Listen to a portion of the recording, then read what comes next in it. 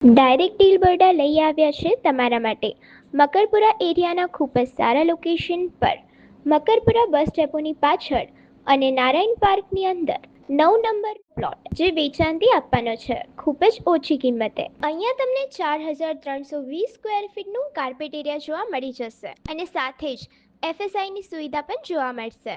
ખાસ વાત તો આ છે કે આ પ્રોપર્ટીથી તમને bus depot, DMart, shopping mall, petrol pump, school, hospital આ બધું જ નજીક જોવા મળશે.